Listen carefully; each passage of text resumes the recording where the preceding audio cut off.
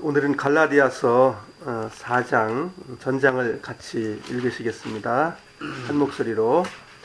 내가 또 말하노니 유업을 이을 자가 모든 것의 주인이나 어렸을 동안에는 종과 같이 다름이 없어서 그 아버지의 정한 때까지 후견인과 청지기 아래 있나니, 이와 같이 우리도 어렸을 때에 이 세상 초등학문 아래 있어서 종노릇 하였더니, 때가 참에 하나님이 그 아들을 보내사 여자에게서 나게 하시고 율법 아래 나게 하신 것은 율법 아래 있는 자들을 속량하시고 우리로 아들의 명분을 얻게 하려 하심이라.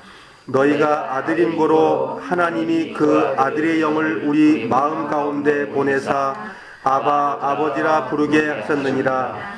그러므로 내가 이후로는 종이 아니요 아들이니, 아들이면 하나님으로 말미암아 유업을 이을 자니라. 그러나 너희가 그때에는 하나님을 알지 못하여 본질상 하나님이 아니던 자들에게 종노릇 하였더니, 이제는 너희가 하나님을 알 뿐더러 하나님의 아신 바 되었거늘 어찌하여 다시 약하고 천한 초등학문으로 돌아가서 다시 저희에게 종노릇 하려 하느냐. 너희가 날과 달과 절기와 해를 삼가 지키니 내가 너희를 위하여 수고한 것이 헛될까 두려워하노라. 형제들아, 내가 너희와 같이 되었은즉 너희도 나와 같이 되기를 구하노라. 너희가 내게 해롭게 하지 아니하였느니라. 내가 처음에 육체의 약함을 인하여 너희에게 복음을 전한 것을 너희가 아는 바라. 너희를 시험하는 것이 내 육체에 있으므로 있으되 이것을 너희가 업신여기지도 아니하며 버리지도 아니하고 오직 나를 하나님의 천사와 같이 또는 그리스도 예수와 같이 영접하였도다. 지난번에 율법의 목적에 대해서 말씀을 드렸습니다. 율법의 목적은 하나님을 믿는 유대교 신자들 속에서 성경 속의 구약의 율법을 통해서 죄라는 걸 깨닫게 해주는 그런 본분을 했고, 그 본분을 따라서 은혜로 인도해주는 안내자가 되었다. 이렇게 이제 말씀을 우리가 보았습니다. 오늘은 이제 4장을 통해서 은혜와 율법, 계속 그 얘기입니다. 은혜와 율법을 계속 변증론적으로 바울이 증명을 해주고 있는 것입니다. 그래서 그런 것을 묵상을 하겠습니다. 1절서부터 7절까지는 지난번에 성경을 묵상했던 내용하고 이어져 있는 내용인데 장이 이제 나눠져 있습니다. 그래서 1절서부터 7절은 유업을 잇는 그 상속자의 아들에 대한 이야기가 있습니다. 그리고 8절서부터 11절까지는 단락이 율법으로부터 자유를 누리는 것을 이야기하고 있습니다. 8절서부터 11절까지가 그렇고, 또 12절서부터 20절까지는 사도 바울의 간증으로서 갈라디아 교회 식구들을 사랑하는 사랑의 권면의 내용이 나오는 것입니다. 그래서 이런 내용을 오늘 함께 교제를 나누겠습니다. 우리가 1절을 보시면 4장 1절입니다. 내가 또 말하노니 유업을 이을 자가 모든 것의 주인이나 어렸을 동안에는 종과 다름이 없어서. 이 말씀을 읽기 전에 3장 28절 29절을 한번 읽어보시겠습니다. 같이. 너희는 유대인이나 헬라인이나 종이나 자유자나 남자나 여자 없이 다 그리스도 예수 안에서 하나이니라. 너희가 그리스도께 속한 자면 곧 아브라함의 자손이요 약속대로 유업을 이을 자니라. 예수 그리스도 안에서, 교회 안에서 하나가 됐고, 하나님의 그리스도의 그 속죄로 인해서 자녀가 됐고, 옷을 입었기 때문에 그렇게 된 사람들은 아브라함의 자손이고 아브라함의 씨였다. 그 씨의 결과는 무엇이냐면 하나님의 축복으로 주는 유업을 이을 자다. 이 축복을 받을 사람들이다. 그런데 어린아이일 때는 율법 아래서 율법이 안내자의 역할을 해준다라는 말씀을 이제 하고 있는 거죠. 이게 세상의 일을 비교해 가면서 비유로 말씀을 해 주시는 거죠. 내가 또 말하노니 유업을 이을 자가 모든 것의 주인이나 모든 걸 다 받을 그 위치라 이거죠. 그런데 어렸을 동안에는 종과 다름이 없다. 하나님의 구원을 받고 의의 옷을 입었다 하더라도 어렸을 때는 완전하지 못하다라고 사도 바울은 말하는 거예요. 그 갈라디아 식구들이 그렇게 실패하고 율법을 쫓아서 생활하면서 의로워지려고 했던 것은 어린아이이기 때문에 구별을 못했던 것이다. 그렇게 얘기하는 거예요. 그 율법은 지킴으로써 의로워지려고 했던 것이 아니고 율법이라는 것은 어린아이를 도와주고 안내해 주는 것이었는데 너희들이 그걸 잘못 사용했던 것이다 라고 부드럽게 설명해 주는 내용입니다. 2절 그 아버지의 정한 때까지 후견인과 청지기 아래 있나니 아버지가 정한 때가 있다는 거예요.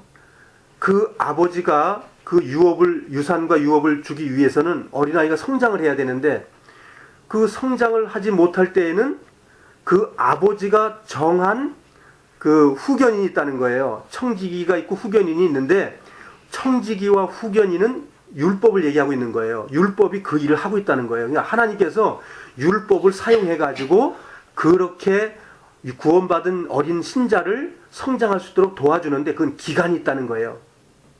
아버지께서 정한 기간이 결국 뭐냐면 아들이 아버지께 영광을 돌릴 수 있도록 아버지께 포기하고 날마다 십자가를 지는 생활을 하게 되면 어느 날 아버지께서 율법을 완전히 폐해가지고 없애게 준다는 거예요. 그러니까 아버지가 정한 때가 있고 어렸을 동안이라는 그 예제가 있어요. 커서는 아니라는 거예요. 어렸을 동안에 아버지께서 그 어렸을 때의 그 기간은 아버지가 아시는 거예요. 성장해 나가는 것을. 그래서 그 유업이라고 말하는 것은 조상으로부터 물려받은 사업이나 토지는 땅을 얘기하는 거니까 천국을 얘기하는 겁니다. 또 유산과 재산은 상급을 얘기하는 거예요. 그것을 우리가 상속한다는 거예요. 그 상속이라는 말을 그냥 재산을 물려줬다라고만 생각하지 마시고 하나님께서 유업 상속을 준다는 것은 땅과 축복과 그 상급을 얘기하는 거거든요. 그래서 후견인은 뭔지 아시겠죠? 이제 이렇게 생각하시면 됩니다. 섭정하는 왕이 있잖아요. 그러니까 왕이 너무 어려가지고 어머니가 대신 왕의 직무를 봐준다든가 클 때까지 그런 내용이고, 이를테면 그룹 회사의 회장이 이제 돌아가셨다 그러면 그 다음 이을 자가 나이가 어려서 그 일을 감당하지 못한다면 그 사람 대신으로 일을 봐주는 사람이 있다. 그 뜻이에요. 그러면 성장하면 또 그 일을 맡는 거죠. 성경에 그 회장이 이제 나이가 이제 드셔가지고 타계하기 전까지 그 아들이 미국에서 공부하고 돌아와서 이제 어렸잖아요. 어렸을 때는 결국은 그 회사에 나이 많이 드신 그룹을 이끌 사람이 있었다가 결국은 아들이 이제 성장하니까 그 위치에 앉고 그 후견인들은 다시 다른 데로 내려가고 그 얘기를 하는 겁니다. 그러니까 율법이라는 게 무엇이냐면 그렇게 도와주는 것이다. 목적이 아니라는 거예요. 주체가 아니라는 거예요. 항상 서빙맹이에요. 서빙. 메인이 아니라는 거예요. 메인은 은혜예요. 은혜. 그 내용을 얘기하고 있는 것입니다. 3절 이와 같이 이제 우리도 어렸을 때에 이 세상 초등학문 아래 있어서, 여기 우리도라고 말하는 것은 그 바울의 일행을 얘기하는 겁니다. 우리도 어렸을 때에는 바울이 지금 복음을 전도하지만 그 일행, 그 2차 전도 여행 때는 신라를 데리고 왔습니다. 신라와 그 일행을 얘기하는 거예요. 그 일행도 우리도 어렸을 때에는 율법 속에서 그렇게 했었습니다라고 고백하는 겁니다. 지금 그렇게 했는데 어렸을 때에 이 세상 초등학문 아래 있어서, 이 초등학문이라는 건 무엇을 얘기하는 거냐면 종교적인 관습, 육신으로부터 내가 이렇게 하면 하나님 기뻐할 거야라고 하는 그런 것들이 초등학문이에요. 영적으로 주님께 포기된 삶은 어른의 이야기고 어린아이들은 초등학문의 삶을 살아요. 초등학문이라는 게 뭐냐면, 주님 내가 구원받았으니까 이제 의롭게 살게요. 나는 의의 아들이거든요. 내가 하나님의 아들이니까 내가 깨끗하게 당연히 살아야죠. 또 내가 열심히 살아야죠. 내가 복음을 전해야 되죠. 내가 형제를 사랑할게요. 내가 주변 사람을 도와줄게요. 모든 주체가 내가 한다는 그 모든 것이 초등학문이에요. 그러나 주님은 그걸 원하는 게 아니었거든요. 그러니까 그 율법적인 삶이라는 거예요. 내가 한다고 말하는 것은 율법의 삶이에요. 그게 초등학문. 그러니까 사도 바울과 그 일행들도 그렇게 살았었습니다 라고 갈라디아 식구들에게 얘기한 거예요. 그것처럼 이제 너희들은 이제 그렇게 살지 말고 우리처럼 우리도 과거에 초등학문에서 살았었지만 이제 그 일을 살지 말자라고 말하는 거예요. 초등학문 안에서 종노릇 하였다. 그렇게 하는 것은 종노릇. 이게 이제 로마서에 나와 있는 그 자아를 깨서 나가는 내용들이에요. 이게 또한 무슨 말하는 거냐면 예수님의 제자가 되려거든 날마다 자기 십자가를 지고 나를 따라다. 자기 십자가를 지고 따는 것이 은혜의 삶이거든요. 그게 주님과 연합된 삶인데 내가 사는 삶도 구원받은 사람이 계속 있는 거예요. 내가 사는 것. 그래서 그 마태복음 11장에 나와 있는 말씀 중에서 무거운 짐진 자들아 다 내게로 오라고 말하는 그 내용이 무엇이냐면 그게 초등학문을 얘기하는 거예요. 주님의 멍에를 매는 것은 은혜의 멍에를 매는 것이고 내가 너무 무거워 죽겠어. 내 질병도 너무 무거워 죽겠어. 나의 이 경제적인 문제 너무 무거워 죽겠어. 이게 초등학문이에요. 초등학문을 벗어나는 건 이런 거예요. 내 육체의 어려움, 내 경제적인 어려움, 내 앞에 지금 앞이 보이지 않는 이 어려움을 그리스도께 아시고 그리스도가 이것을 인도하실 거라고 믿고 맡기는 삶이 은혜의 삶이에요. 거기에 있기를 원하시는 거예요, 주님은. 그래서 초등학문이라고 말하는 것은 우리가 내가 하는 것, 육신을 입고서 할 수 있는 것은 초등학문이에요. 이걸 벗어나서 그리스도의 믿음으로 사는 것, 그것이 성화된 삶이에요. 그게 율법을 벗어나는 거예요. 그게 어린아이에 벗어나는 내용입니다. 그게 4절 때가 참에 하나님이 그 아들을 보내사 여자에게서 나게 하시고 율법 아래 나게 하신 것은 율법 아래 있는 자들을 속량하시고 우리로 그 아들의 명분을 얻게 하려 하심이라. 여기 보면 때가 참에 하나님이 그 아들을 보내사 하나님께서는 그 아들 예수 그리스도를 보냈는데 때가 찼다. 예수님이 온 것이 때가 찼기 때문에 줬다. 그럼 그 때가 무엇이냐? 그 때는 로마가 통치해가지고 교통수단이 전 세계에 길을 뚫어놓은 그 역할을 했어요. 그리고 또 헬라라는 그 언어가 통일이 돼버렸어요. 그러니까 복음을 전하기 좋게. 그 헬라가 이제 헬라라는 그 말로 언어가 통일이 돼가지고 복음 전하기가 좋은 거예요. 어디 가도 말이 통하는 거예요. 못 알아먹잖아요. 근데 우리나라 말로 해야 되는데 어렵잖아요. 그러니까 우리나라에서 36년 동안 일본 말을 배웠기 때문에 그때 당시에 사는 사람들은 일본 말을 다 알아들었단 말이에요. 그것처럼 예수님이 태어난 그 시점이 복음을 받을 수 있는 그런 때가 형성이 돼 있었다 그런 얘기예요. 그리고 상황적인 것은 도덕적 타락이 엄청 심하다는 거예요.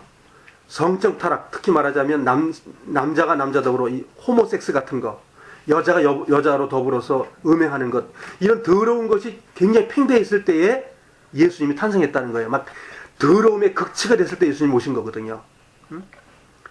그리고 그 영혼의 상태가 하나님이 필요 없는 거예요. 막 우상 숭배가 그냥 꽉 차 있는 세상에 예수님께서 오신 거예요. 그게 때가 차서 예수님이 오신 걸 얘기하는 거예요. 그래서 때가 차서 하나님께서 예수님을 보내셨다는 말씀입니다. 그리고 여자에게 나게 하시고 그랬거든요. 여자에게 나게 하신 걸 한번 볼까요?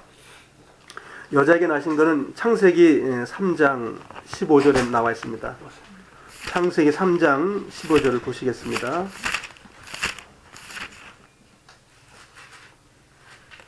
여기는 우리가 잘 아시는 말씀이에요. 뱀이 그 하와를 꼬여가지고 범죄케 하는 내용 속에 이 내용이 들어있습니다. 꿰우고 나서 하나님께서 심판하는 장면이 세 가지가 있습니다. 하나는 뱀을 심판했고 하와를 심판하시고 땅을 심판하셔서 세 가지 심판이 이루어진 겁니다. 아담의 아내 하와가 하나님의 말씀을 순종하지 않고 자기의 사랑하는 기쁨을 주는 마귀의 말을 들었기 때문에 세 가지가 망가진 거예요. 그것을 누가 회복을 해주시냐면 여자의 후손이 나타나가지고 예수 그리스도가 그거 세 가지를 회복시켜 주는 거예요. 곧 우리의 욕심, 우리의 육신이 땅, 이것을 우리의 욕망, 이걸 구원해 주는 걸 얘기하는 거예요. 사람을 구원해 주는 것이에요. 그 내용이 여기 나온 거예요. 그 14절부터 16절까지 같이 읽어보시겠습니다. 여호와 하나님이 뱀에게 이르시되 네가 이렇게 하였으니 네가 모든 육축과 들의 모든 짐승보다 더욱 저주를 받아 배로 다니고 종신토록 흙을 먹을지니라. 내가 너로 여자와 원수가 되게 하고 너의 후손도 여자의 후손과 원수가 되게 하리니 여자의 후손은 네 머리를 상하게 할 것이요 너는 그의 발꿈치를 상하게 할 것이니라 하시고, 또 여자에게 이르시되 내가 네게 잉태하는 고통을 크게 더하리니 네가 수고하고 자식을 낳을 것이며 너는 남편을 사모하고 남편은 너를 다스릴 것이니라 하시고. 여기까지. 이 내용을 보면 저주받아 가지고 책망받는 일만 나타나는 것 같처럼 보이죠? 성경은 굉장히 깊은 뜻이 있는 거예요. 종신토록 흙을 먹는다고 하는 것은 사탄은 우리 마음속에서 계속 결국은 우리를 치리한다는 말씀이고요. 잉태하는 고통을 더한다는 것은 뭐냐면 그리스도인이 하나 탕생하는 것은 고통당하는 거예요. 고통이 있어야 구원받은 사람이 태어난다는 걸 얘기하는 거예요. 서로 연합해서 서로 그 교제했더니 날마다 구원받은 사람 더하게 해준다. 그게 잉태거든요. 그 잉태가 무엇이냐면 바로 그 내용입니다. 잉태하는 거예요. 고통이 있어야 구원받은 사람이 태어나는 거예요. 이건 교회를 얘기하는 거예요. 이것은 단순히 아담과 하와를 통해서 나온 이야기가 아니고 교회를 얘기하는, 교회를 자세하게 얘기하는, 교회 안에 사탄의 역사와 사탄이 쫓겨나는 거예요. 우리 마음속에 흙을 먹는 사탄이 와 있는 것이 여자의 후손이 와가지고 마귀를 멸하시고 나서 잔마귀, 새끼 마귀들이 우리 마음속에 다 있는 것을 그 마귀를 하나하나 내쫓는 역사가 고통하고 잉태하는 거예요. 그것이. 그 일을 이야기하고 있는 거예요. 그래서 예수님이 여자의 후손을 통해서 온다라고 말하는 것은 이걸 얘기하고 있는 거예요. 여자의 후손. 여자의 후손이라는 건 산자의 엄이라는 것을 통해서 나타나는 것이 예수 그리스도예요. 산자의 엄이라고 말한 것은 사화가 살았다는 말이 아니고 예수 그리스도 때문에 살았다고 말하는 거예요. 2000년 후에 올 예수를 통해서 이렇게 말하고 있는 거예요. 예수님은. 20절 같이 읽겠습니다. 아담이 그 아내를 하와라 이름하였으니 그는 모든 산자의 어미가 됨이더라. 예수님을 잉태하는 것 때문에 산자의 어미가 되는 거예요. 다시 본문으로 가겠습니다.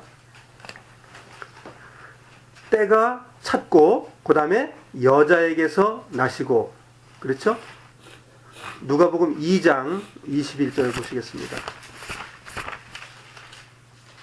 좀 전에 본 건 여자에게서 난 것이고 지금은 율법 아래 나신 내용을 보겠습니다. 율법 아래. 그러니까 여자에게 나야만이 생명이 존재하고 있는 것이, 남자의 씨에서 나면 안 되는 것을 얘기했고, 그 다음에 율법 속에 태어나야만이 된다. 율법 없는 예를 들면 그 신의 산에서 주지 않았던 율법 이전에 예수가 탄생했다면 예수가 쓸모가 없는 거예요. 가치가 없는 거예요. 율법 아래 태어나야 돼요. 그래서 율법 아래 태어난 것을 우리가 보겠습니다. 누가복음 2장 21절서부터 24절까지 같이 읽겠습니다. 할례할 8일이 되매 그 이름을 예수라 하니 곧 수태하기 전에 선사의 걸음 바라라.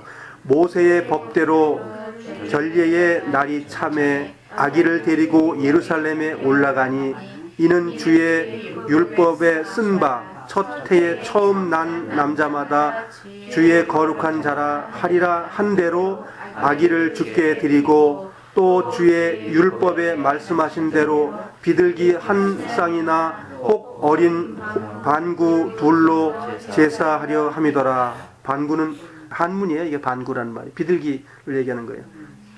예, 비둘기를 얘기하는데, 자 그러면 여기에 지금 나와 있는 그 이야기가 율법 아래 예수님이 태어났다고 하는 걸 좀 보여주는 거거든요. 보이세요? 예수님 율법 아래 태어났다. 8일 만에 할례를 받았고, 또 부모에서 첫 번째 난 아들은 예루살렘에 가서 안수를 받아야 되고, 그런 내용이에요. 그러니까 확실하게 율법 앞에 태어난 게 맞죠?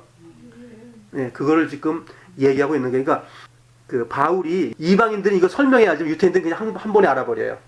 유대인이 율법을 어려서부터 배웠기 때문에.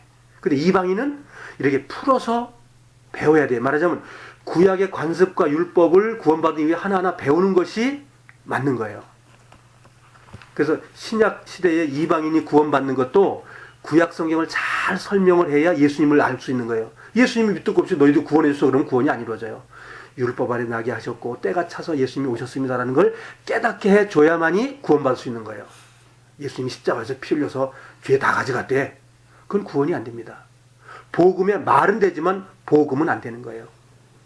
5절 율법 아래 있는 자들을 속량하시고 율법 아래 있는 자들을 속량하기 위해서 율법 아래 태어나셨다 그 말이에요. 자, 예수님은 이제 좀 생각을 좀 해보자. 예수님에 대해 생각을 좀 해보자고요. 율법 아래에서 태어나신 이유가 뭐죠? 율법의 죄를 진 사람들을 구원해 주겠다는 거죠. 그러니까 하나님의 법으로 사람들이 죄인이구나라는 걸 깨닫게 해주신 다음에 그러면 죄인 아닌 분이 나와야 죄를 깨끗게 할 수 있을 거 아니에요. 죄 진 사람이 죄를 용서한다면 말이 안 되잖아요. 그러니까 예수님께서 율법 아래 태어났는데 그럼 율법 아래 태어나서 죄를 졌을까 안 졌을까요? 어렸을 때 도둑질 했을까요? 어려서 친구들하고 싸움했을까요? 안 하신 거예요. 소비가 없으니까, 죄가 없으니까. 육신적으로 그런 걸 할 수는 있었지만 그 육신의 소욕을 이길 힘이 어디로부터 오냐면 하나님께로부터 온 것을 순종하신 거예요. 순종함으로써 하나님의 믿음으로 산 거예요. 자기 믿음이 아니고 하나님의 믿음으로. 그래서 30년 동안에 그가 뭘 했을까요? 아버지가 뭐 했었죠? 유대인들은 아버지의 유업을 따라 살아요. 아버지가 농사를 지으면 농사꾼이고요. 아버지가 그 빵 장사를 하면 빵 장사를 해요. 아버지가 과실나무를 지으면 과실나무를 져요. 근데 아버지가 뭘 했어요? 왜 목수를 했을까요? 뭐 좀 농사꾼의 아들로 태어나면 안 될까요? 나무하고 친한 거예요. 나무가 심판받으면 어떤 결과가 나와요? 좋은 목재가 나와요. 좋은 가구가 만들어져요. 사람이 쓰기에 아주 유용한 나무가 없으면 일상생활이 안 돼요. 집을 지어야 되고요. 나무는 집이 이루어지는 거예요. 어떤 것을 보호하고 완성해주고 우리의 일상생활에 제일 중요한 것이 생활이라고 그런다고 그러면 생활 속에 도구가 나무로 만든 것이라 해야 돼요. 그리고 마지막으로는 나무에 달린 자마다라고 하는 것이 구약성에 계속 예표로 나와 있기 때문에 당신이 져야 될 것을 매일매일 닦았던 거예요. 매일 깎고 대패질하고 빼빠질하고 30년 동안 준비하신 거예요. 십자가를 30년 동안. 그러니까 유명한 목수가 예수가 유명한 목수예요. 왜냐하면 열심히 하면 뭐가 이루어져요? 숙련된 숙련공이 되는 거예요. 근데 한눈도 안 팔고 했어. 예수님은 그 본성 자체가 얼마나 아름다운 그런 속성을 가지고 있냐면 아담처럼 능력을 가지고 있는 분이 예수님이에요. 동네에서 싸움도 안 하죠. 바보라고 말하자면 빼돌림 받았을 때 지금 말하면 뭐라 그래 이걸 갖다가 왕따. 요즘 말로 왕따 하던가요. 예수님은 틀림없이 왕따를 받으셨어요.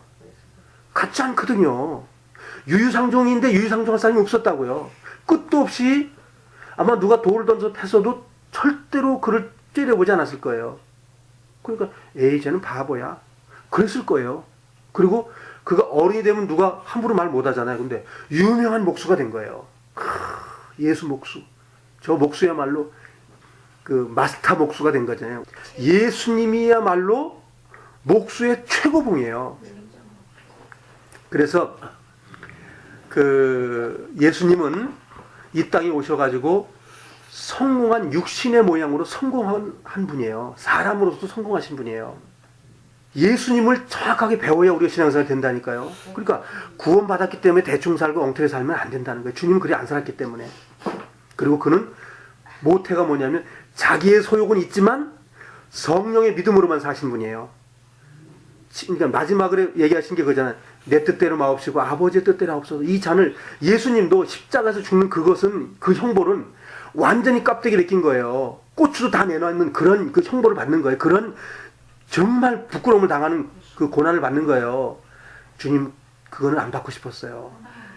그러나 할만하시거든 이 잔을 내게서 옮겨달라는 기도하셨을 뿐더러 그러나 기도하셨잖아요. 주님의 믿음대로 내가 살겠습니다 하고 고백을 하잖아요. 주님께서 율법 아래 태어나가지고 그 율법을 범한 사람들 100%를 없애주기 위하셔서 율법을 한 번도 어기지 않으신 분이에요. 믿음으로요. 하나님의 믿음으로 사는 거예요. 그래서 율법 아래 있는 사람들을 속량을 했다. 속량이라는 건 속전이라고는 말하고 똑같아요. 그때 당시에 종들이 많았잖아요.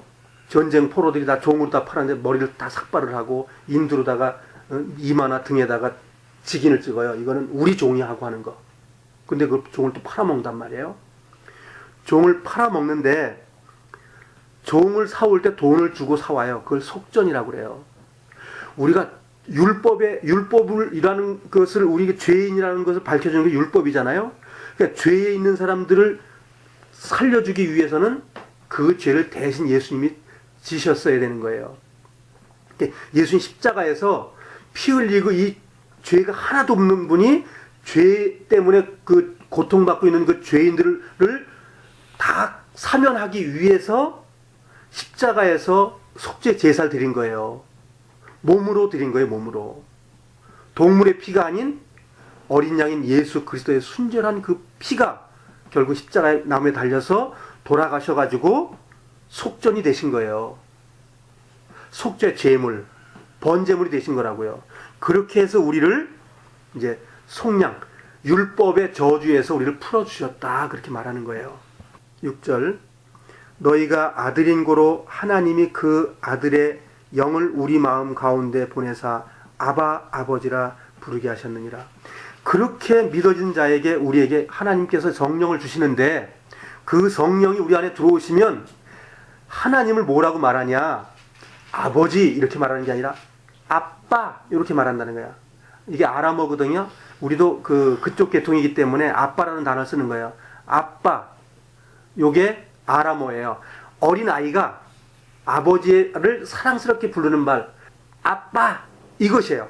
아버지 이게 아니고 아버지는 큰 사람이 얘기하는 것이고 요 어린 아이로서 하나님의 성령이 들어왔기 때문에 하나님을 아빠라고 부를 수 있다는 거예요. 그냥 아니고 종교적인 관습이 아니고 그리스도가 해놓으신 걸 내 마음에 이루어진 사람들에게는 아들의 그 명분을 얻게 해 주셨기 때문에 내가 하나님을 향해서는 아빠라고 다정하게 부를 수 있는 일이 만들어졌다는 거예요. 근데 그 아빠라고 부르는 그 어린아이는 율법에 매여 있더라 그거예요.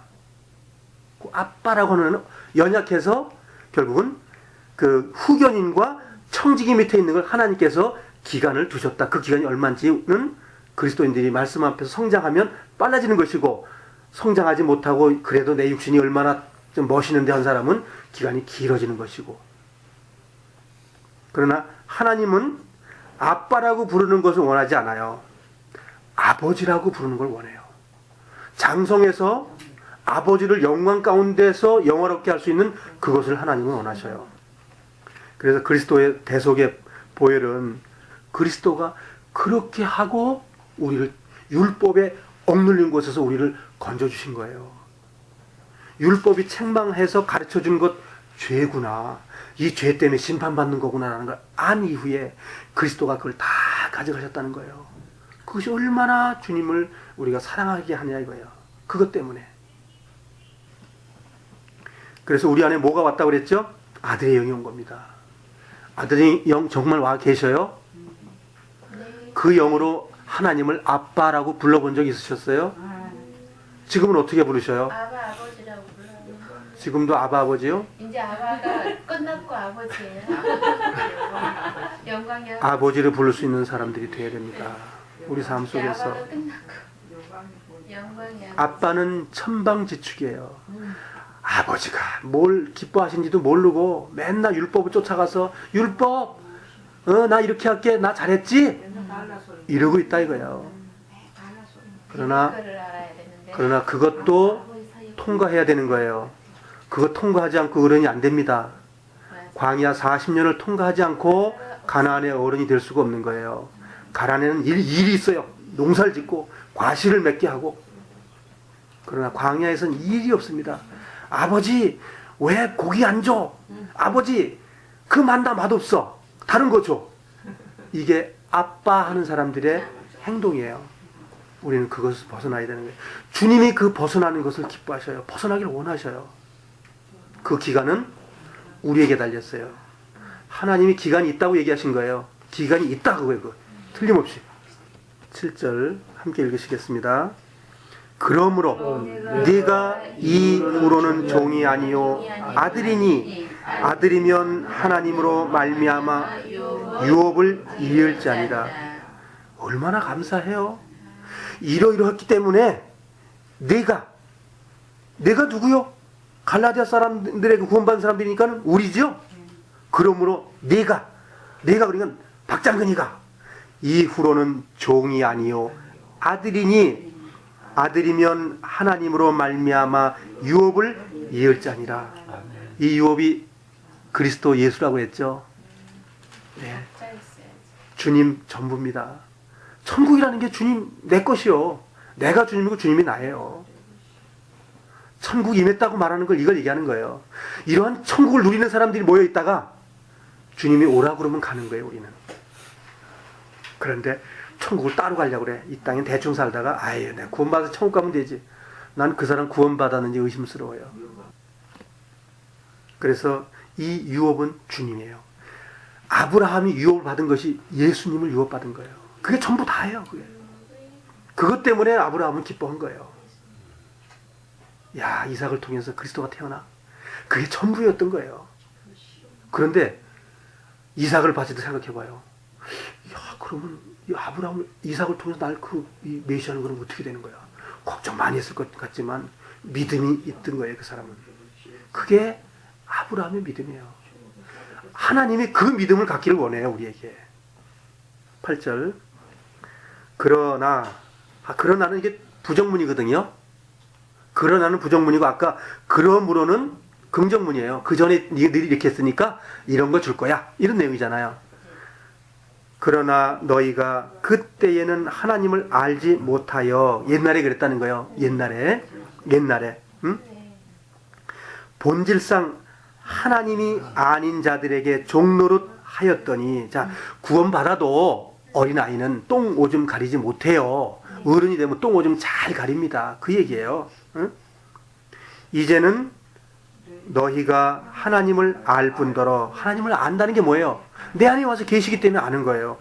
하나님의 아들의 영이 우리 안에 와 계시기 때문에 되는 거예요. 예수님의 영, 내 영 하나 된 거예요. 이제는 너희가 하나님을 알 뿐더러 하나님의 아신 바 되었거늘. 왜 아셨어요? 우리 안에 뭐가 들어와 계셔요? 아들의 영이 와 계셔요. 그래서 하나님이 우리를 알고 계신 거예요. 우린 이 유업을 마음속에 가지고 우리의 생을 사는 거예요. 오늘 하루 주님 앞에 그래서 살고, 내일 또 그래서 살고, 오늘 하루 충만해 주신 거 감사하고, 우리가 장사하는 사람 같으면 오늘 하루 채우신 거 감사하고, 오늘 좀 부족하면 내일 또 채워줄 건 또 감사하고, 불안하거나 두려워하지 말고, 또 그 돈이 좀 벌려졌으면 이 돈 가지고 형제들 섬기고 같이 또 누리고 그러면 되는 거예요. 주님이 그렇게 하라고 우리에게 돈 주시거든요. 같이 먹고 같이 또 어려우면 또 같이 또 쓰고. 사실은 사도행전에 나와 있는 유무상통이라는 것이 우리 속에 이루어져야 돼요. 그걸 주님이 기뻐하셔요. 인색함으로는 억지로 하지 않는 삶. 또 우리가 할 수 없으면 안 하는 거예요. 못하는 거 가지고 억지로 못한다는 걸 억지로 그러잖아요. 그것도 율법이에요. 아니 하지 못하는 걸 하려고 하는 건 하나님 원하는 게 아니에요. 내가 100원 쓸 수 있으면 그 100원 쓸 수 있는 일이 있다고 그러면 그건 감사한 거예요. 근데 그것이 100원 쓸 일이 난 100원이 없어. 근데 나 100원 없는데 그게 율법이에요. 그건 안식이 없잖아. 그 사람은. 성령이 그렇게 하라고 돼 있나? 아니잖아요.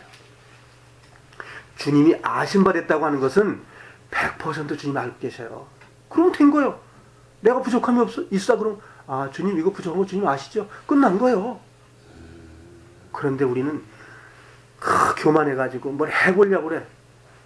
우리가 지금 갈라디아서 공부하는 것은 뭐냐면 자기를 부인합시다라고 우리가 교제하는 거예요.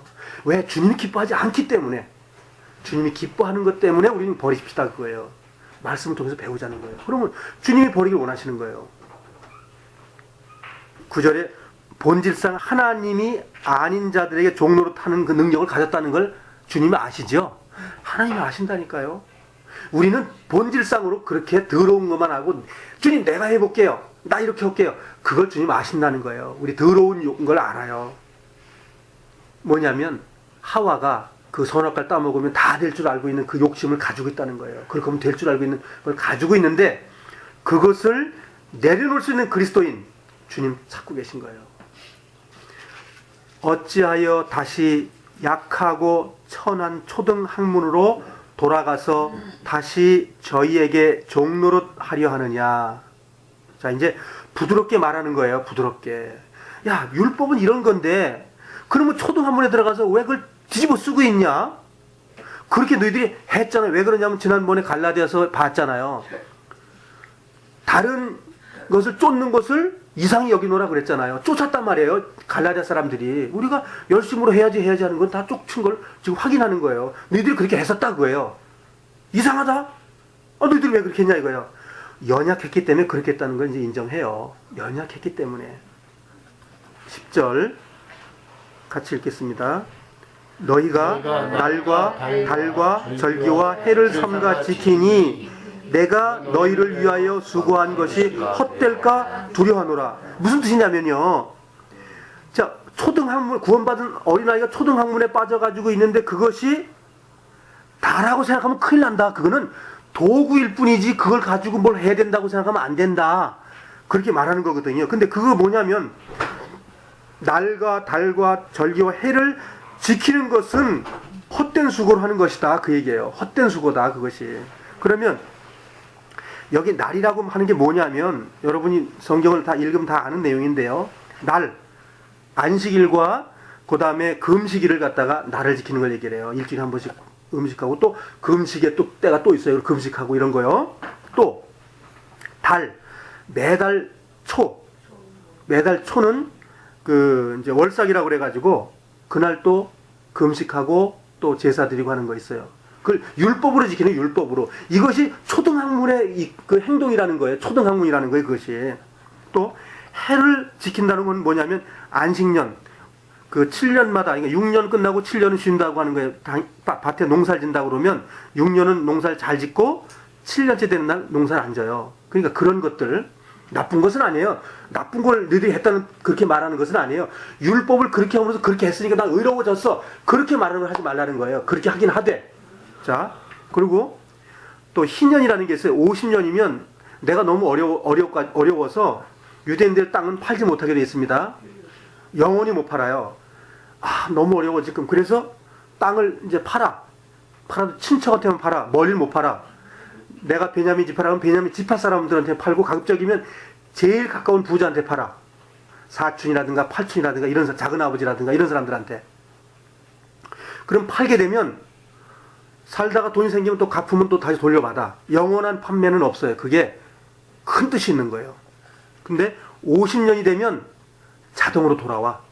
작은 아버지가 이제 그걸 샀잖아. 50년이 되면 자동으로 돌려줘. 그러면 내 자녀들이 그 땅을 다시 또 누리고 사는 거예요. 이거는 영혼을 잃지 않는 은혜를 얘기하는 거예요. 주님은 우리에게 끝도 없는 은혜를 퍼주는 거예요. 그리고 그 부자가 50년 아니래도 그냥 줄 수도 있어요. 그냥 다시 돌려줄 수도 있어요. 그건 은혜를 얘기하는 거예요. 은혜. 서로 주님의 은혜를 서로 경험하기 위해서 유대인들의 삶의 시스템은 짜여져 있는 거예요. 은혜를 살 수 있도록. 그러니까 율법이라는 것이 잘못 생각하기 때문에 죄에 가는 건데 율법을 잘 보면 은혜로 사용하면 율법이 굉장히 뜻 있는 거예요. 그런데 율법으로 뭘 해야 되겠다면 이용하는 거지 뜻을 이루는 게 아니라고요. 율법의 뜻을 이루는 건 은혜로만이 가능한 거예요. 근데 육신의 소욕을 가지고는 안 되는 거예요. 자, 이제 12절서부터는 이제 사도 바울의 이제 그 간증과 이제 사랑의 권면이 나오는 것입니다. 형제들아, 온유한 말이야.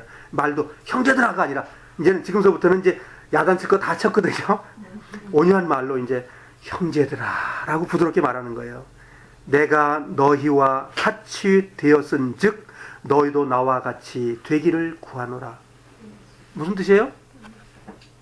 내가 너희와 같이 된 것은 즉 너희도 나와 같이 되기를 구하노라. 성경을 좀 봐야 되겠죠? 무슨 말인지. 고린도전서 9장 보겠습니다. 이 말을 이해하려면 고린도전서 사도 바울이 말하는 것을 보면 이해가 됩니다. 그래서 고린도전서 9장 20절로 23절까지 같이 읽겠습니다. 유대인들에게는 내가 유대인과 같이 된 것은 유대인들을 얻고자 하며 율법 아래 있는 자들에게는 내가 율법 아래 있지 아니하나 율법 아래 있는 자 같이 된 것은 율법 아래 있는 자들을 얻고자 하며 율법 없는 자들에게는 내가 하나님께는 율법 없는 자가 아니요 도리어 그리스도의 율법 아래 있는 자나 율법 없는 자와 같이 된 것은 율법 없는 자들을 얻고자 함이라. 약한 자들에게는 내가 약한 자와 같이 된 것은 약한 자들을 얻고자 하며 여러 사람에게 내가 여러 모양이 된 것은 아무쪼록 몇몇 사람들을 구원코자 함이니 내가 복음을 위하여 모든 것을 행함은 복음에 참여하고자 함이라. 이 얘기 뜻은 그거예요. 율법 없는 사람들에게는 율법 없는 삶을 살았고 유대인은 율법 있는 사람들의 복음 전하기 위해서는 율법 지키는 사람의 위치에서 했고 연약한 사람을 만나면 연약한 그런 상황으로 같이 동참했고 강한 사람을 만나면 강한 사람은 똑같이 했고 말하자면 부자를 만나면 그랬다는 거야. 얘야 우리 집도 부자야 야 이렇게 말했다 이거야. 그 아버지가 부자거든요. 사업을 크게 한 사람이기 때문에. 그래서 은혜스러운 거예요. 연약한 사람을 갈 때는 연약한 것에 하고 왜냐하면 울고 싶은 사람이 같이 울라고 했는데 울고 싶은 사람에게 야 건강 그렇게 안 좋은 건 네 잘못이야. 나처럼 건강해지. 이렇게 하면 안 된다는 거예요. 사도 바울은. 그러니까 사도 바울이 갈라디아 식구를 향해서 그렇게 한 거예요. 내가 너희들처럼 됐다 이거야 지금. 그걸 얘기해. 그냥 갈라디아 식구들하고 지금 말하고 실라와 바울은 같은 그 위치에 있는 사람, 같이 된 사람이야. 그러니까 동질감을 느꼈기 때문에 무슨 권위를 느꼈거나 무슨 막 억압을 했거나 그게 아니라는 거예요. 그리고는 이제 그렇게 됐으니까 다시 이제 얘기를 하는 거예요. 갈라디아 사람들이 바울 나처럼 됐으면 좋겠다라고 이제 후반전에 얘기하는 거죠.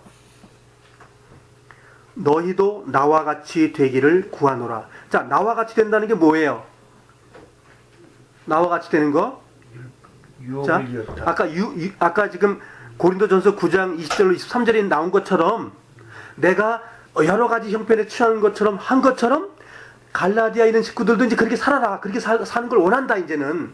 내가 그렇게 사는 것처럼 너희들도 그렇게 산다. 그게 뭐야? 성장된 성화된 사람들의 삶이에요. 그게.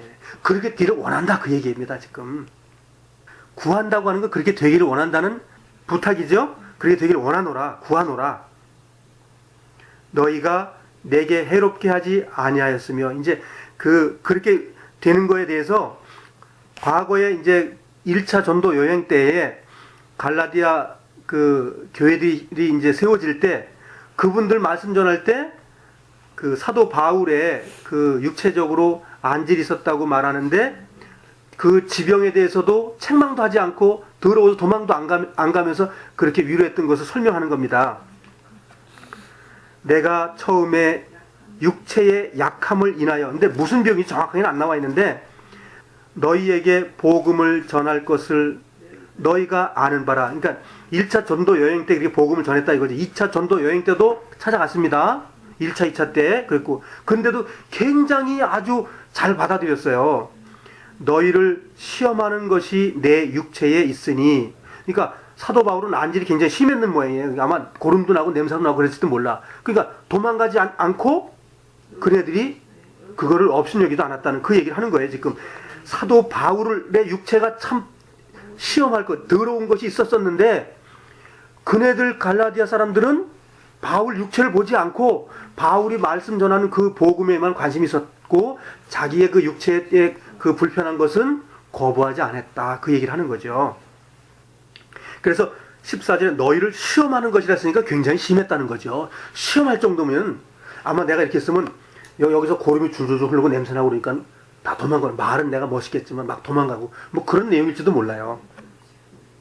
시험할 정도라고 말했으니까 심하다는 얘기 아니겠어요? 그런데 갈라디아 사람들은 하나님의 천사와 같이 또는 그리스도 예수와 같이 영접하였도다. 너희의 복이 지금 어디 있느냐? 내가 너희에게 증거하노니 너희가 할 수만 있었다면 너희의 눈이라도 빼어 나를 주었으리라. 그러니까 갈라디아 사람들이 그런 문제, 그 율법을 지킴으로 의로워진다는 그런 다른 복음과 다른 영을 받기 전까지는 사도 바울 그런 식으로 영접했던 사람들이다 이거예요. 천사와 같이 예수님처럼 이렇게 잘 받아줬던 사람이 자기의 육체의 그런 것들도 막 눈이라도 빼줄 정도가 안질이겠죠. 그래서 그 안질은 아마 이제 유추해서 이렇게 한번 생각해 보자고요. 사도행전 9장을 한번 보자고요. 사도행전 9장에 이제 예수님을 만나는 그 다메섹 도상의 그 사건을 한번 보자고요. 그 사건 때 하나님께서 주신 것 같아요. 9장 3절을 읽어보시겠습니다. 3절 4절. 사울이 행하여 다메섹에 가까이 가더니 호련히 하늘로서 빛이 저를 둘러 비추는지라.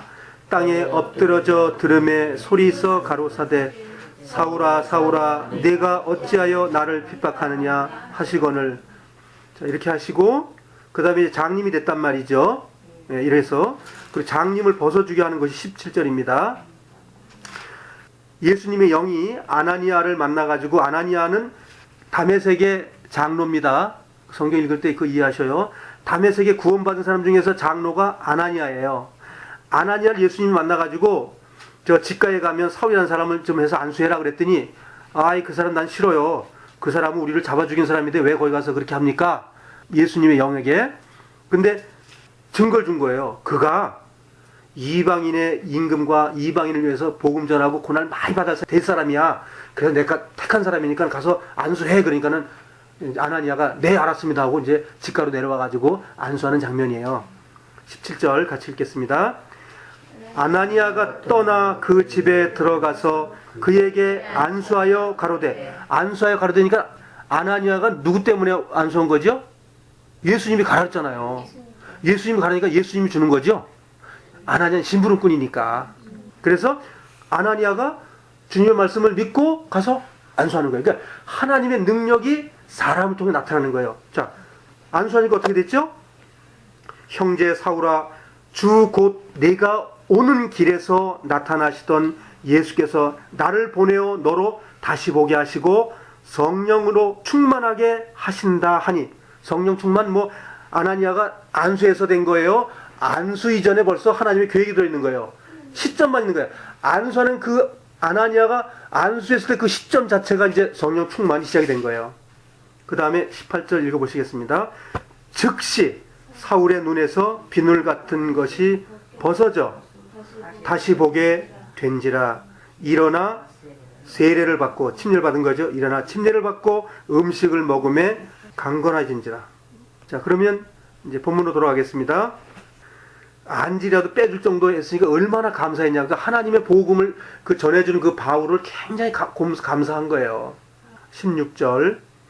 그런즉 내가 너희에게 참된 말을 함으로 원수가 되었느냐. 그러니까 그렇게 해서 복음을 전해가지고 그렇게 말을 했는데, 그렇게 복음을 전한 것 때문에 내가 잘못됐냐? 그런즉 내가 너희에게 참된 말을 함으로 원수가 되었느냐? 17절. 좀 말이 어려우니까 한번 잘 읽으시자고요. 17절. 저희가 너희를 대하여 열심내는 것이 좋은 뜻이 아니요 오직 너희를 이간 붙여 너희로 저희를 대하여 열심내게 하려 함이라. 뭘 열심내게 한다고 하냐면, 여기 저희가라고 말하는 건 이제 갈라디아에 누가 왔었죠? 악한 사도, 악한 거짓 사도, 거짓 그리스도인, 그런 사람들을 저희라고 지금 표현하고 있는 거예요. 저희가 너희에게 와서, 그러니까 그 예루살렘에서 온 그런 거짓 사도들이 와가지고 그러니까 갈라디아에 있는 그 구원받은 사람들을 열심내게 그 일을 열심히 하게 했던 그 내용이라고 하는 게 뭐냐면, 너희를 이간 붙이기 위해서 그런 것이다. 누구한테? 예수 그리스도의 영하고 분리시키게 하기 위해서 너희에게 온 것이다. 그 얘기예요. 저희는 유대 율법주의자들의 그 율법주의를 얘기하는 것이고, 구원받은 사람의 그 자유를 시샘해가지고 셈내는 거예요. 아, 율법 안 지켜도 구원받고 천국 생활 한단 말이야? 그거 셈내는 사람들. 그래서 오직 너희를 이간 붙여 너희로 저희를 대하여 열심내게 하였다. 그 열심내게 한 것이 잘못된 것이다. 그 얘기예요. 갈라디아에 구원받은 그리스도인들을 그렇게 미혹시킨 거예요. 그럼 마귀가 그 일을 당연히 해야 되지 않겠어요? 그래야 믿음이 굳건해지는 거 아니에요? 광야에서 불평불만 있고 거기에 사탄이 있어야 맞는 거 아니에요? 은혜만 있으면 어떻게 배웁니까? 율법을 그래서 조금 배우면 몽학 선생이라는 말로서 이제 우리에게 지난번에 몽학 선생 배웠죠? 네. 우리를 인도하는 자예요. 네. 큰 거 아니에요. 몽학 선생 하찮은 거. 이해가 이제 되시려 믿고, 하반절, 내가 너희를 대하였을 때뿐 아니라 언제든지 좋으니라. 나의 자녀들아, 너희 속에 그리스도의 형상이 이루기까지 다시 너희를 위하여 해산하는 수고를 하노니. 이제 사도 바울이 진단을 정확하게 한 거예요. 갈라디아 교인들을 정확하게 진단하고 갈라디아 식구들에게 충분히 설명을 했고, 갈라디아 식구들이 다 인정했어요. 이제는 아, 우리 바울 사도님, 우리가 잘못했습니다. 우리가 실수했어요. 그렇게 가르쳐준 사람들이 그게 잘못된 건 줄 이제 깨달았습니다. 자, 이제는 바울의 말에 이제 순종하고 하겠습니다라고 갈라디아 사람들이 고백을 했다 그거야. 그때부터 이제 바울이 고백한 걸 듣고 이제 얘기를 하는 거예요. 나의 자녀들아, 바울이 복음 전했기 때문에 그래요. 나의 자녀들아, 너희 속에 그리스도의 형상이 그리스도의 형상이 뭐예요? 그리스도의 형상. 예수가 나고 나가 예수예요. 다른 역본에 이렇게 되어 있습니다. 그리스도의 사람, 그리스도와 똑같은 사람. 이게 굉장히 큰 말입니다. 지금 예수님이 어떻게 살았냐를 우리가 조명을 해봐야 돼요. 성경을 통해서. 예수님하고 똑같은 사람이 되기 위해서 내가 너희를 위해서 해산하는 고난이, 해산이 뭐예요? 우리는 애를 안 낳아서 모르지만 애 낳은 사람이 알죠? 저기 뼈가 다 늘어나고 그렇게 하는 거랍니다. 고난을 통해서 영광과 인간 은혜가 나온다는 걸 표현하기 위해서 그런 거니까, 고난은 그냥 영광은 그냥 안 나온다는 거예요. 영광 그냥 오는 게 아니고 고난을 통해서 이 아이, 어휴, 우리 내 새끼 나왔구나, 이런 것처럼 아까 창세기에서 보셨잖아요. 고난을 더함으로써 잉태하는 고통을 더하는데 그 잉태가 뭐냐면 바로 이걸 얘기하는 거거든요. 그래서 그 잉태라는 말이 육신적인 말이 아니라 영적인 말이에요. 이걸 보시고, 영적으로 잉태된 그 일이 예수님하고 똑같은 일이 이루기 위해서 내가 뭘 하냐면, 사도 바울이 무엇을 갈라디아 식구들에게 무엇을 하냐면, 애 낳는 것처럼 내가 너희들을 향해서 수고를 해야 되겠다. 근데 그 수고를 이제 다시 갈라디아 식구들이 받아들이는 거예요. 받아들이는 거예요.